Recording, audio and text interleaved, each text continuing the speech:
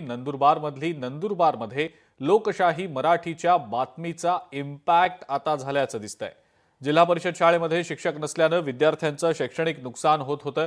मात्र लोकशाही मराठीनं दाखवलेल्या बातमीनंतर मुख्याधिकाऱ्यांकडनं याची दखल घेतली गेली आणि एकही शाळा शिक्षकाविना राहणार नाही असं आश्वासन मुख्याधिकारी नमन गोयल यांनी दिलेलं आहे। नंदुरबारच्या दुर्गम भागातल्या शाळांमध्ये आता शिक्षकांची नियुक्ती करण्यात येते। त्यामुळे नंदुरबारमध्ये लोकशाही मराठीच्या बातमीचा हा इतका जबरदस्त इम्पॅक्ट झाल्याचं पाहायला मिळतंय।